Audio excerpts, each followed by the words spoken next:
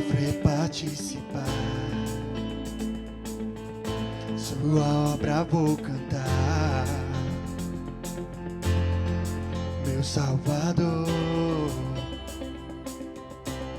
na cruz mostrou o amor do Pai, justo Deus.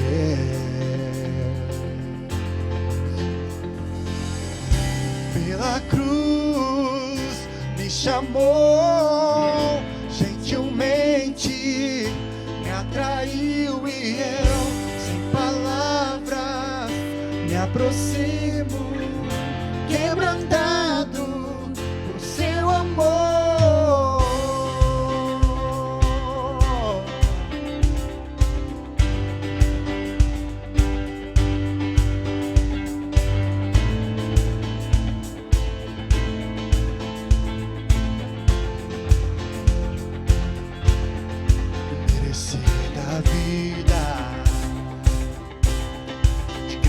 Recebi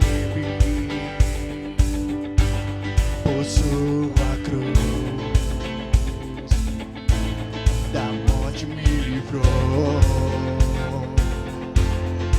trouxe minha vida. Eu estava condenado,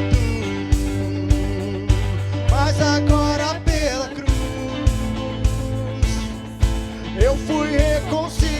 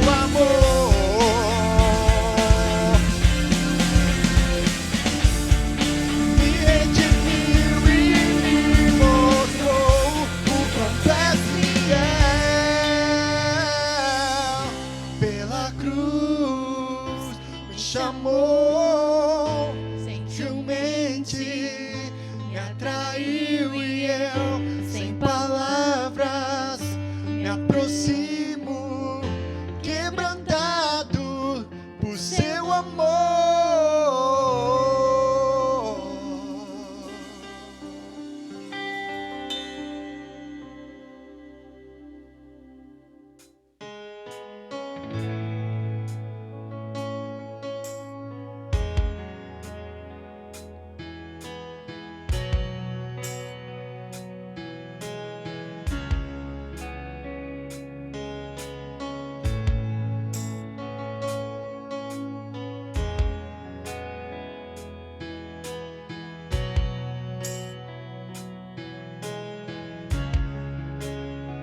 Estás aqui, movendo entre nós.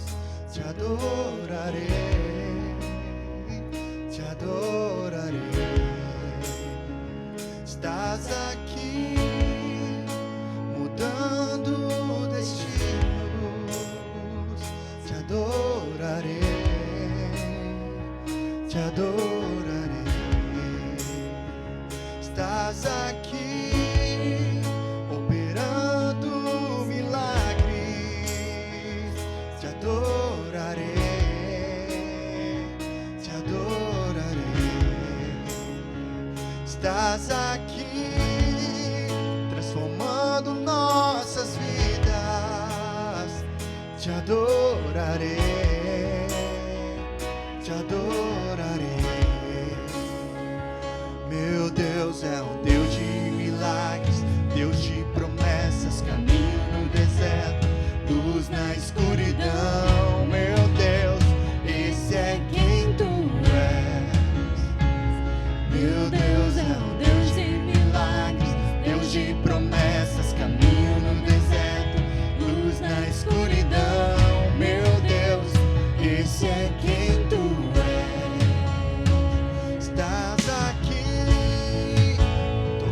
restaurando os corações, te adorarei,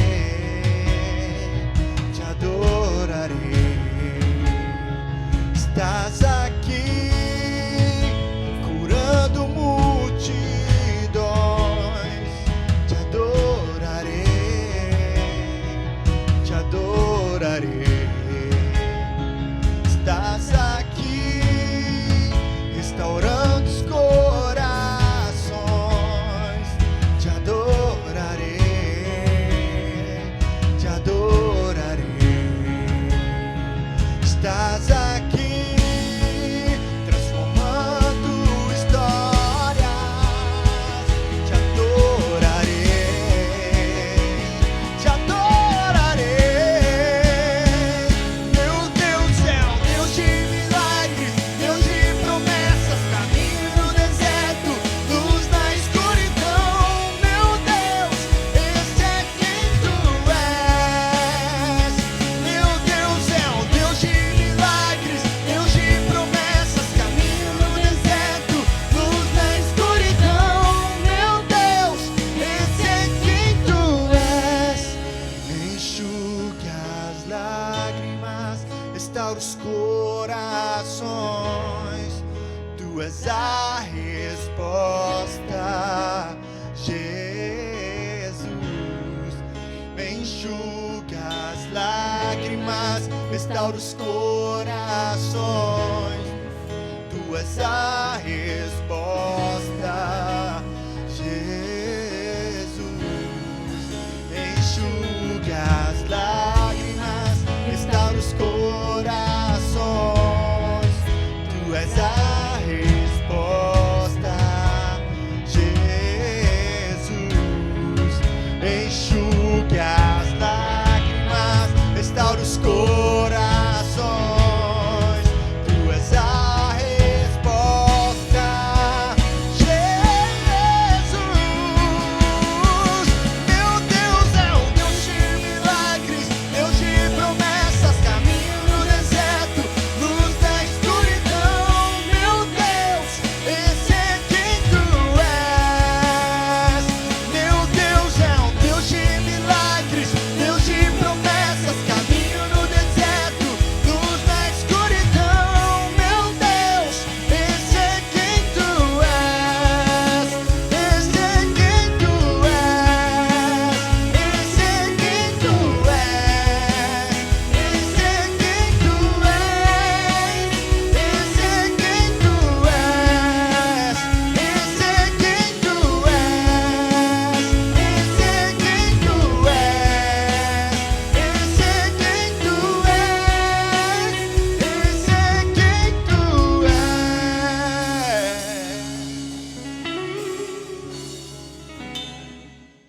Olá, meus irmãos, a paz do Senhor Jesus. Louvado seja Deus pela oportunidade de podermos falar mais uma vez da sua palavra aqui nessa plataforma no YouTube. Sejam todos muito bem-vindos. Eu quero pedir aí licença para entrar na sua casa, falar com você aí através do seu smartphone, da sua Smart TV. Como todos sabem, nós estamos numa série, né? Esse ano de 2020, Deus deu uma palavra no início do ano para a nossa missionária Margarete. E a palavra que Deus deu foi que 2020 seria o ano da paternidade. E nós entendemos, né, o desejo do coração de Deus interagir com a sua igreja. A palavra de Deus vai dizer que as suas letras têm espírito. Então há um espírito por trás da letra da palavra, da Bíblia. E nós precisamos discernir em qual espírito o Senhor está interagindo conosco. Ora, Ele é o nosso Pai. Nós temos um Deus que não é simplesmente um Deus com D minúsculo. Ele é o único e verdadeiro Deus. E esse Deus, Ele é Pai. E Ele quer tratar em nossos corações como seus filhos. Ele quer falar ao nosso espírito. Ele quer alimentar a nossa alma. Ele quer sim nos dar vida e vida em abundância. Então, sem perca de tempo, vamos ganhar logo tempo. Abra sua Bíblia. Pega a sua Bíblia aí, vamos abrir no último livro de Apocalipse. Semana passada nós falamos sobre, né, a casa do Pai sempre haverá uma segunda chance. Hoje nós vamos falar sobre paternidade, paternidade dá destino. E eu já quero deixar aqui para você um super convite. Não deixe de assistir a mensagem da quarta-feira que vem. Nós estamos falando numa série sobre paternidade. Na casa do Pai sempre haverá segunda chance, paternidade dá destino. Semana que vem uma mensagem do coração do Pai que será como segmento desta mensagem. Para que eu possa então falar do tema a seguir, eu preciso que você entenda o espírito dessa palavra para que você consiga então entender na íntegra o que o Pai quer falar conosco nesses dias. Muito bem, você que não é inscrito ainda no canal, se inscreva. Eu quero também encorajar você a compartilhar esse canal com outras pessoas, mandar esse link dessa ministração, não só dessa, mas de todas as outras ministrações aqui do canal, culto de domingo, culto de quarta, as ministrações que vão sendo compartilhadas, vem coisas novas por aí. Deus tem sempre o melhor. A vida do crente, ela é em ascensão, ela é upgrade, né? De glória em glória, de fé em fé, e as coisas vão se ajustando e melhorando. Então vamos lá, pessoal, vamos cair para dentro da palavra de Deus. Apocalipse, capítulo de número 2. Apocalipse, capítulo de número 2. Diz assim a palavra do Senhor: escreve ao anjo da igreja que está em Éfeso. Isto diz aquele que tem na sua destra as 7 estrelas, que anda no meio dos 7 castiçais de ouro. Eu sei as tuas obras, e o teu trabalho, e a tua paciência, e que não podes sofrer os maus. Em outras traduções, talvez uma que você esteja usando aí, vai estar dizendo assim: e que não resiste ao homem mau, e puseste à prova os que dizem ser apóstolos e não o são, e tu os achastes mentirosos, e sofreste, e tens paciência, e trabalhaste pelo meu nome, e não te cansaste. Tenho, porém, contra ti que deixaste o teu primeiro amor. Lembra-te, pois, de onde caíste. Arrependa-te e pratica as primeiras obras. Essa carta ela vai ser encerrada daqui a 2 versos, no versículo 7, eu parei aqui no versículo 5, e eu quero falar de modo muito direto ao teu coração. Queridos, nós estamos vivendo então um ano da paternidade, e o tema dessa noite é paternidade dá destino. Nós vemos durante o processo, né, da vida cristã, pessoas que se dedicam, pessoas que exercem atividades no reino. O reino de Deus ele é extremamente dinâmico, é um reino que acontece. Eu li um livro, agora me foge o nome do livro, mas que ele trata do seguinte aspecto, que a igreja é um sistema orgânico. Então, como sistema orgânico, ela cresce, se desenvolve de maneira orgânica, sendo nutrida, né, pela luz, que é a palavra, sendo nutrida por alimentos, né, espirituais. Então, assim é a caminhada da igreja. Diante dessa proposta do ano da paternidade, nós estamos então lendo aqui uma passagem aonde João é arrebatado até o 3º céu. A palavra de Deus vai nos dizer que nós temos diante de nós 3 céus. E Paulo também vai até o 3º céu. Então João, ele na ilha de Patmos, ele é arrebatado até o 3º céu. E ele vai nos narrar alguns eventos e episódios que ele consegue enxergar. Lógico, ele vai tentar nos narrar, porque o mundo espiritual é algo muito maior, mais profundo, mais complexo do que o mundo físico. Mas entenda uma coisa, tudo que existe no mundo físico também existe de modo paralelo no mundo espiritual. Por quê? Não é o mundo físico que surgiu primeiro para que depois o espiritual surgisse, não. O primeiro a surgir foi o mundo espiritual. E o mundo espiritual existindo, tudo que nós vemos, tudo que acontece, tudo que existe no mundo natural, no mundo físico, é apenas um reflexo do que existe no mundo espiritual. O que acontece? Nós viemos a este mundo da mesma forma que Adão veio. Aí você para e pensa assim, pastor, mas Adão foi feito um boneco, soprado nele o fôlego de vida. Exatamente, assim também foi feito o Júnior, foi feito você que me assiste e todos os outros seres humanos. A diferença é que dessa vez não foi feito um boneco. Esse boneco, Adão, ele é a matéria-prima, o primeiro ser. Mas o princípio da criação é feito até hoje. É o fôlego de vida, é o soprar de Deus. Então, quando o óvulo ele fecunda, para que seja gerado um novo ser, o Espírito de Deus, ele novamente entra em cena, assim como no livro de Gênesis, na criação do primeiro homem, e sopra o fôlego da vida, gerando então vida, gerando então uma alma vivente. A Bíblia então nos diz aqui no livro de Apocalipse que o Senhor Jesus narra para João, dizendo: João, escreve para o pastor da igreja em Éfeso, o anjo da igreja em Éfeso: eu conheço as tuas obras e também conheço o teu trabalho. Observe aí o versículo de número 2, vamos ler. Eu sei as tuas obras e o teu trabalho e a tua paciência. Ou seja, está nos narrando então que há uma diferença entre obra e trabalho. Dentro da dinâmica da carreira da fé, o importante não é quem chega primeiro. O importante na dinâmica da carreira da fé é quem chega. Vou repetir.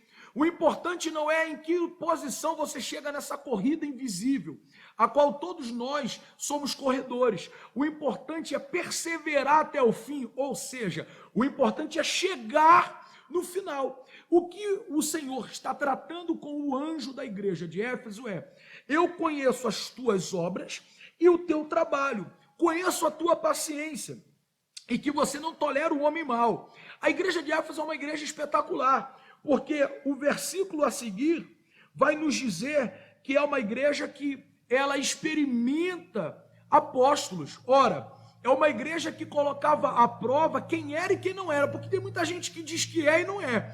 E tem muita gente que quer ser, quer aparecer algo que não é, na verdade, aquilo que Deus os chamou. Observe o que diz o versículo 2, parte C do verso. Olha: puseste à prova os que dizem ser apóstolos e não são. Tu os achaste mentirosos. Então, é uma igreja que ela é como um aferidor de medida.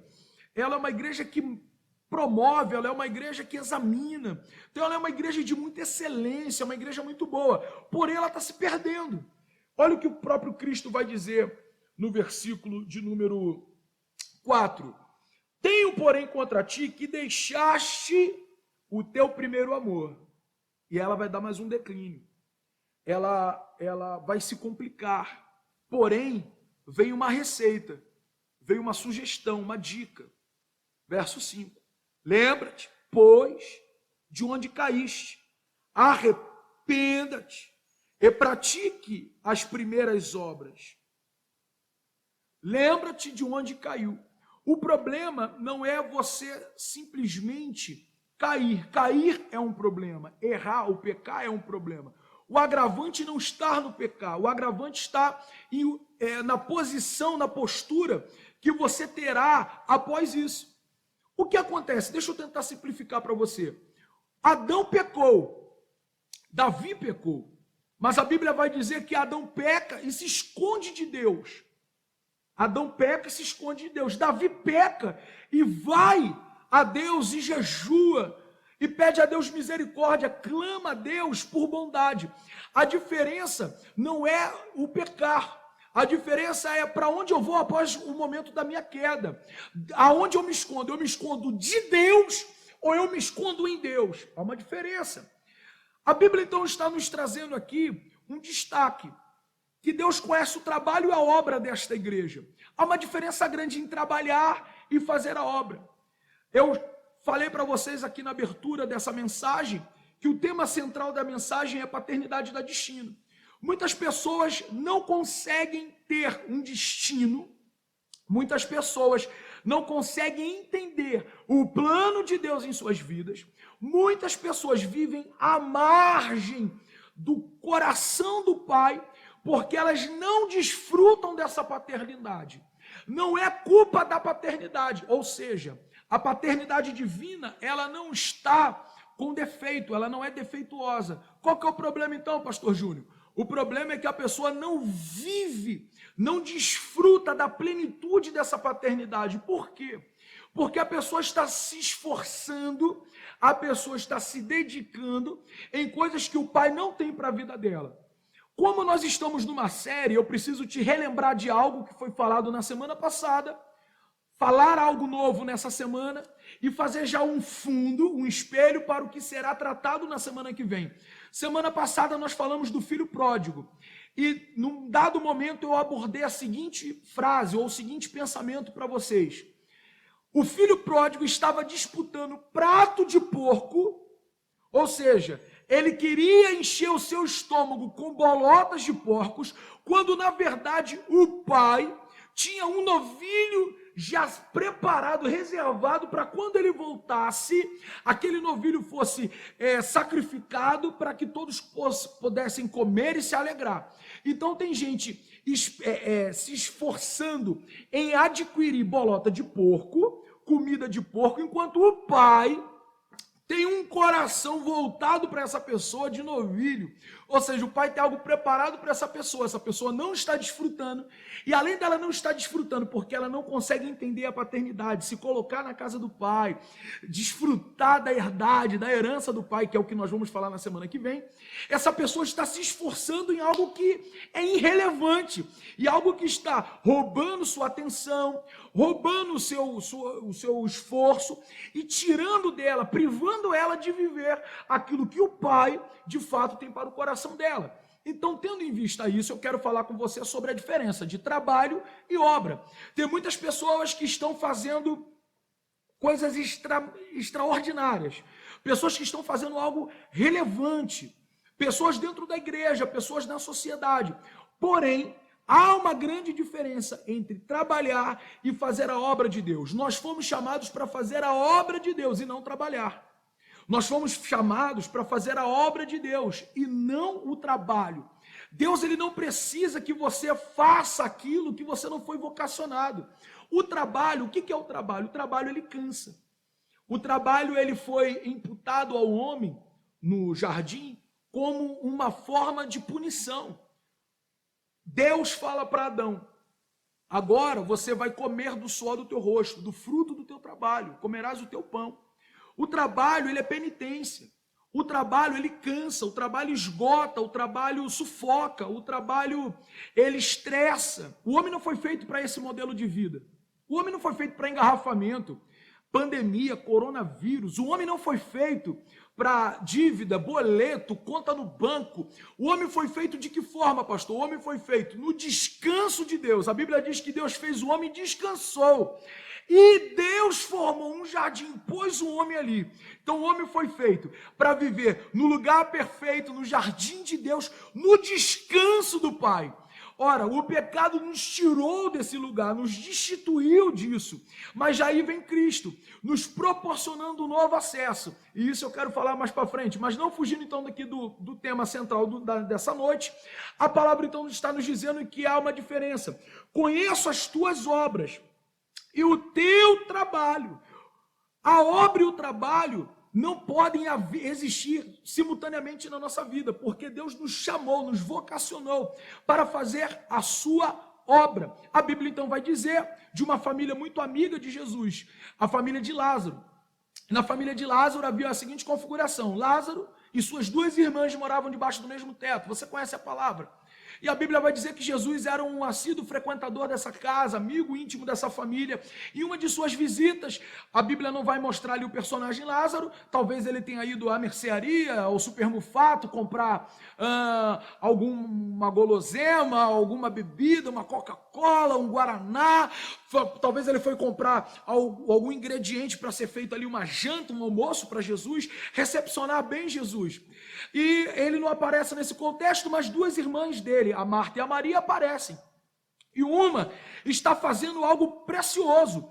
ela está limpando o ambiente, ela está, vamos dizer que Jesus não mandou um WhatsApp dizendo, hoje eu vou baixar aí no barraco de vocês, hoje eu estou indo fazer uma visita. Jesus não mandou uma mensagem, não comunicou a visita, Jesus chegou de surpresa, e aí ela começa a arrumar a casa, ela passa pano, ela limpa, ela quer proporcionar um ambiente agradável a Jesus, ela liga o ar-condicionado, ela coloca na temperatura agradável, ela quer fazer um suco, ela quer espremer algum limão, fazer uma limonada, ela quer proporcionar um ambiente para Jesus.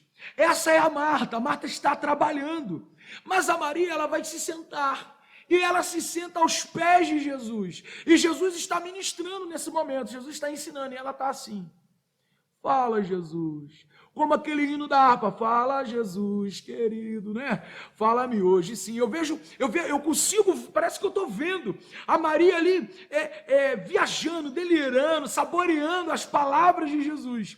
Mas a Marta está trabalhando. Dado momento, meu irmão, a Marta para e fala, Jesus, tu não se incomoda de eu estar aqui trabalhando, ralando para proporcionar aqui um ambiente legal, limpando tudo, é o texto que está dizendo, arrumando, e essa daí sentadona, ouvindo o Senhor. Aí Jesus olha para ela e fala, Marta, Marta, estás ansiosa e fadigada. Eu não posso privar a Maria da melhor parte que ela escolheu, porque Maria escolheu a melhor parte. Por que Maria escolheu a melhor parte? Porque Maria entendeu que aquele momento não era para fazer a obra, era o momento, aquele momento ali não era o momento de trabalhar, era o momento de fazer a obra. Aquele momento não era o momento de você se esforçar, porque o trabalho ele desgasta. O trabalho ele é cansativo. Tem muita gente na obra de Deus, eu interajo com muita gente, com pastores, e as pessoas na obra de Deus, às vezes eu estou cansado disso, eu estou cansado daquilo, a obra está assim, a obra está aquilo, porque a pessoa, na verdade, não está usando a nomenclatura obra, mas na verdade é trabalho. Por quê? Porque aquela pessoa, ela não está fluindo na obra de Deus, ela está trabalhando. Entenda bem uma coisa, fazer a obra de Deus é agradável, fazer a obra de Deus é suave.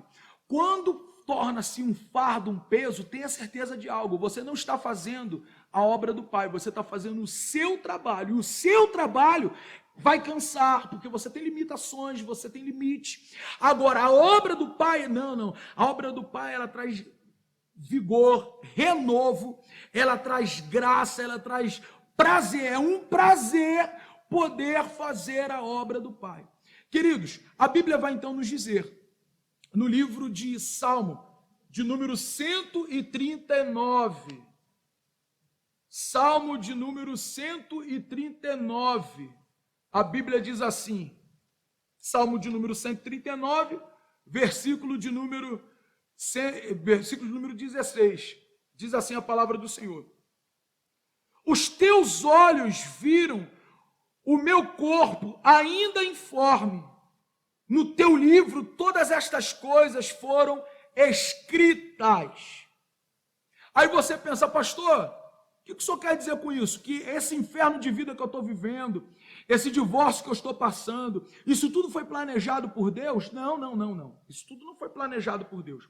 Eu estou te dizendo o seguinte, que o salmista está nos trazendo uma lição, que tudo que nós vivemos foi previamente estabelecido por Deus. O Pai desejou para nós que somos seus filhos um futuro. Eu sei que pensamentos tenho sobre vós, diz o Senhor, pensamentos de paz e não de morte, para vos dar um fim, para dar um bom fim, um fim que desejais. Entenda bem, a palavra de Deus está nos dizendo que Deus planejou na eternidade a nossa existência. Nós somos missionários e viemos com uma missão, com uma vocação. Fomos comissionados a um plano, a um projeto nessa vida. E o salmista está dizendo que ele pega, quem? O Pai, uma caneta, e escreve num papel todos os nossos dias. Ele desejou, ele sonhou, como talvez um pai que esteja me assistindo e tem um sonho de ter um dos seus filhos cursando a faculdade tal, se formando em tal área, se casando de tal forma, realizando algumas coisas, porque nós que somos pais, eu que tenho 2 menininhas, nós idealizamos algumas coisas, mas nós não temos o poder de interferir no futuro dos filhos. Assim também o próprio Pai Celestial age. Ele deixou tudo escrito, todos os nossos dias no seu livro. E nos deu uma caneta. E o papel, e está aqui, ó. Está na sua mão. E você vai escolher como vai ser desenhada a história da sua vida. Pois nós temos um livre-arbítrio. Ora, eu gosto sempre de ressaltar, temos um livre-arbítrio e podemos escolher servir ou não a Deus. Uma vez que escolhemos servir o nosso Deus e aceitamos Ele como nosso Pai, nós pegamos todo o nosso livre-arbítrio e fazemos assim, ó, rasgamos e deixamos Ele na mão do Senhor, e agora é o Senhor que faz. Mas isso é um nível de fé que muitos de nós ainda não chegaram. E é uma verdade, eu preciso falar, ora, alguém tem que falar isso. Eu preciso dizer que você tem um pai que zela por ti, e esse pai quer cuidar dos mínimos detalhes da sua vida, e você precisa aceitar, se submeter, se sujeitar à influência positiva dessa paternidade. E o texto sagrado vai nos dizer que Davi diz assim: antes que eu fosse formado no ventre da minha mãe, quando eu era uma substância sem forma, o Senhor já me conhecia. E todos os meus dias estavam escritos no seu livro. E eu vim ao mundo, o Senhor me deu o livro, a caneta, e diz: viva Davi, conquiste Davi, projete Davi, avance Davi. Avance Júnior, conquiste Júnior, projete João, Maria, enfim. E ao longo da caminhada da vida, ao longo do desenvolver da nossa história, nos perdemos. Nos perdemos e não desfrutamos a paternidade que dá destino. Nós vivemos à margem de tudo que o Pai tem para as nossas vidas. A Bíblia vai dizer em Efésios, e eu quero encorajar você aí a abrir, capítulo 1, versículo de número 4. Efésios 1, verso 4. Como também nos elegeu nele, antes da fundação do mundo, para que fôssemos santos irrepreensíveis diante dele em amor. Escute, Paulo está escrevendo que nós fomos gerados em Deus para um propósito. Nós viemos essa terra com um propósito. Agora há pouco eu usei a seguinte afirmação: nós viemos como missionários, como comissionados a essa terra. E nós viemos com um propósito. E Paulo vai revelar um dos propósitos do Pai para os seus filhos, para que fôssemos santos, irrepreensíveis, diante dele em amor. Ele nos elegeu nele, antes da fundação do mundo. O que eu estou te dizendo é que você não foi gerado pela vontade carnal, sexual, de um homem e de uma mulher. Você não é fruto apenas da relação amorosa dos seus pais. Você não é fruto apenas do desejo de uma mulher em ser mãe ou de um homem de ser pai. Você foi feito em Deus. A Bíblia está dizendo que Ele nos elegeu nele antes da fundação do mundo.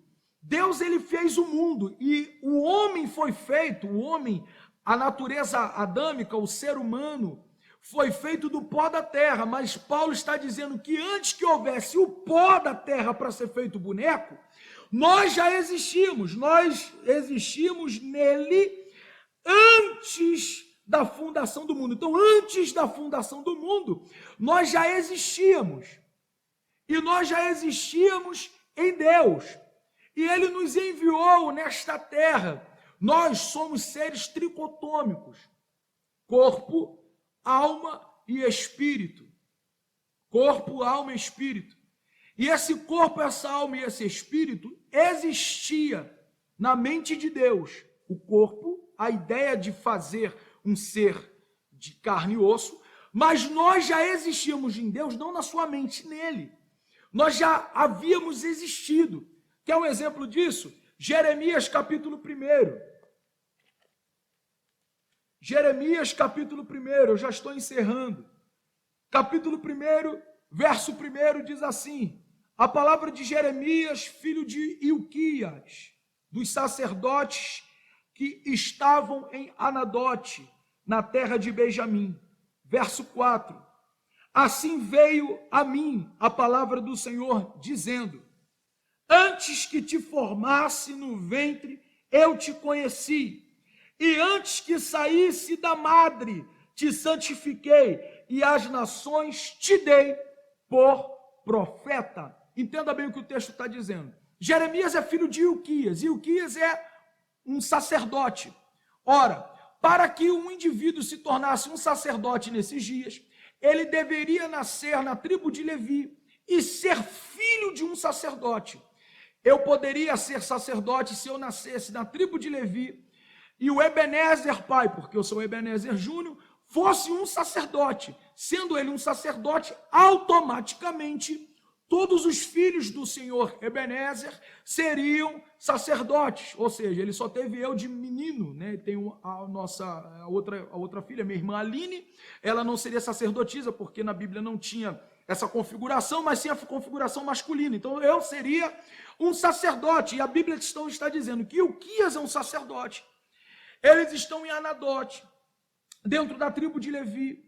Jeremias nasce, e o que Jeremias vai entender? Ora, eu vou ser sacerdote. Eu sempre digo o seguinte: a ótica de Deus do certo e errado não é igual à nossa.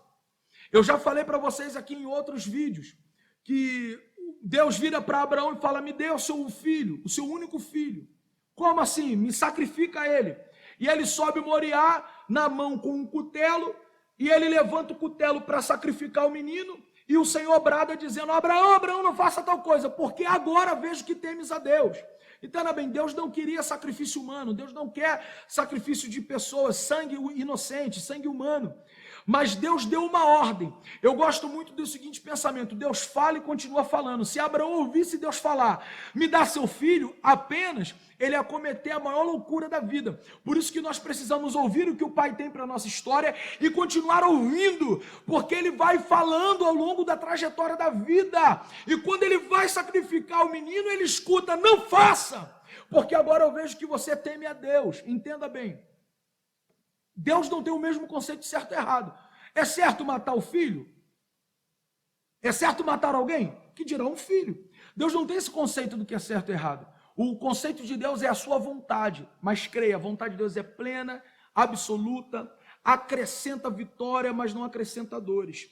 O texto está dizendo então que Jeremias está fazendo a leitura da vida e falou: fechou, eu vou ser sacerdote, é a vontade de Deus, tem um chamado de Deus, papai é sacerdote, meu futuro está definido. E nisso, na caminhada da vida, o Senhor vai apresentar-se para ele e vai dizer: que história é essa de você ser sacerdote? Que história é essa de você querer ser sacerdote? Ora, mas se sacerdote não era bom, ser sacerdote de Deus era bom, a ótica é boa, mas não é esse o coração do Pai. E o Pai vai revelar a Jeremias o seu coração, dizendo: antes que você chegasse dentro da barriga da sua mãe, eu já te conhecia. Olha o que o texto diz. Veio a mim a palavra do Senhor dizendo: antes que eu te formasse no ventre, eu te conheci. Deus está dizendo para Jeremias: Jeremias, nós tínhamos um relacionamento antes de você parar na barriga da sua mãe. O que você quer dizer com isso, pastor Júnior? Você e eu, nós tínhamos já um relacionamento com Deus, dentro de Deus, antes de vir a esse mundo. Quando nós viemos a esse mundo, nós já viemos com um propósito estabelecido na eternidade. Nós tínhamos um relacionamento já com Deus estabelecido. Nós tínhamos um combinado, eu e você. Combinamos com Deus algo. E esse trato que nós temos com Deus foi alinhado na eternidade. E viemos a esse mundo com um combinado já. Viemos a esse mundo: olha, antes que você fosse formado no ventre da sua mãe, eu te conheci. Antes que você saiu da tua mãe, te santifiquei, e as nações eu te dei para ser profeta. Eu não te fiz para ser sacerdote. Pode parecer bom, por isso que nós vemos muitas pessoas frustradas na vida. Pessoas que, vamos dizer assim, o camarada é médico, mas na eternidade ele combinou com Deus dele vir a este mundo com o propósito de ser advogado. O camarada é pastor, mas Deus não chamou ele para o pastoreio. Deus chamou ele para ele ser um músico. E aí ele vive uma vida cansada, frustrada. Por quê? Porque aí ele está trabalhando, achando que está fazendo algo bom, como a própria Maria estava trabalhando, achando que está proporcionando um ambiente bom para Jesus.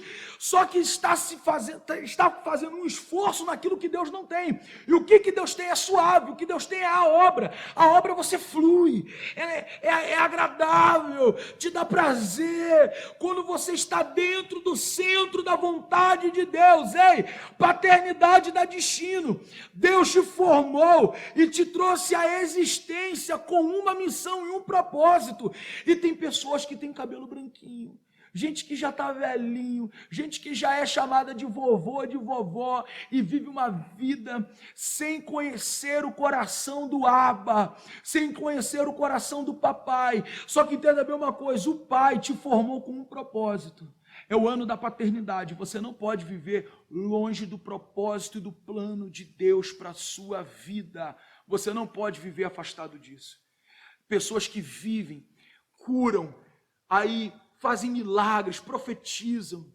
Aí quando chegar naquele grande dia, vai ouvir assim: Senhor, no teu nome eu curei, expulsei demônio. Você fez isso sozinho. Você trabalhou. A obra ela é feita em parceria, ela não é feita só. Você trabalhou. Apartar de mim porque eu não te conheço. Como não conhece, Senhor, se eu fiz no teu nome? Eu estou falando para você que a sua salvação pode estar em risco se você não entender o coração desse pai. Porque o coração desse pai, ele não só te dá um destino para você viver uma vida plena, ter uma vida de sucesso, de conquistas, mas te dá um destino para você vir e cumprir o propósito de Deus na sua vida, na sua plenitude e com muita excelência. Pastor, como eu descubro o propósito de Deus na minha vida? Se você ler esse texto, Jeremias está orando. A Bíblia diz assim, e eu estou vendo isso todo dia. No negócio de pandemia, eu estou ouvindo todo dia. Salmo 91 agora, o povo já decorou. Aquele que habita no esconderijo do Altíssimo, à sombra do Onipotente, descansará. Meu irmão, aquele que habita à sombra do Onipotente. Para eu desfrutar da sombra de uma árvore, eu tenho que estar no mínimo debaixo dela, bem próximo. E quanto mais perto do tronco da árvore eu estou, mais protegido eu vou estar, mais assombreado eu vou estar. Para você viver a sombra do Onipotente, você precisa estar perto do Onipotente. Para você viver e entender o coração do Pai para você, é apenas tendo uma vida com Ele, oração, jejum, tendo uma vida de consagração, buscando a Deus. Escuta. Vou falar um segredinho aqui só para a gente, não vai espalhar para todo mundo. Eu tenho um combinado com o Pai. Na eternidade, eu combinei alguma coisa com Ele. Eu combinei alguma coisa. Júnior, você vai para lá e vai ser assim, vai ser assado. Eu combinei. Eu não lembro o que eu combinei. Você também não lembra. Nós não sabemos. Mas isso será revelado ao Júnior e ao irmão que está aí do outro lado, a irmã que está do outro lado me assistindo. Quando nós buscamos a presença de Deus e intimidade com a pessoa de Deus. A pessoa do Pai vai nos conduzir, vai nos revelar o destino que Ele tem para a nossa história, mediante termos intimidade com Ele. Eu vou ficando por aqui. Semana que vem nós vamos dar continuidade. Primeira ministração nós falamos que sempre haverá uma segunda chance na casa do Pai. Palavra de hoje, paternidade dá destino. Palavra da semana que vem. Ouviu não? Não disse nada, semana que vem eu te conto. Deus te abençoe, beijo no teu coração, tchau! Agradecemos por estar conosco até esse momento e queremos te encorajar a compartilhar ao máximo para que novas vidas sejam edificadas. Te incentivo também a se inscrever em nosso canal. Deus te abençoe.